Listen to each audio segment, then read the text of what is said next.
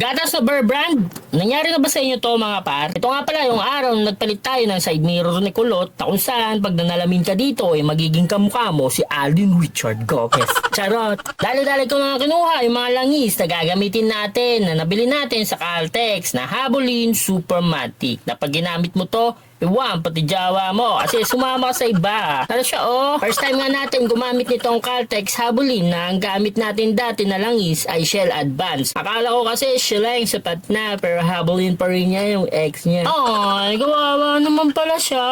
Agad-agad na nga pala natin kinuha yung mga gamit na gagamitin natin sa pag-change oil. Shoutout nga pala sa mga nangihiram pero di nagbabalik.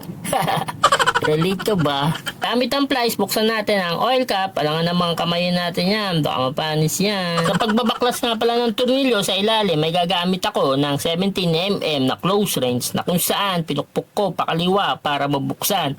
At sa pagsara naman nito ay pakanan. Pakanan ha! Huwag pakaliwa. Bad yun. Stick to one lang tayo. Di tulad ni Daniel, iniwan si Catherine Bernard. Palangka.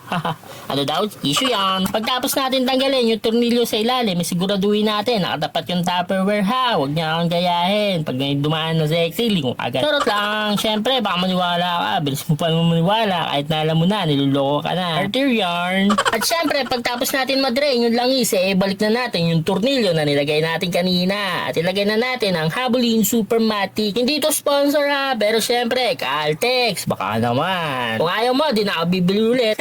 Charot. At siyempre, bago natin ilagay itong langis, alugalugin muna natin siya para naman mabuhay ang natatagong dragon ni Sangoku na asawa ni Bulma. Tatay niya, si Mr. Pogi. Ano daw?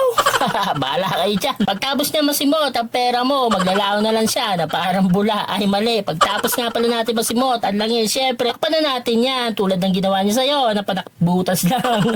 Sinchana, aray ko, ang sasakit.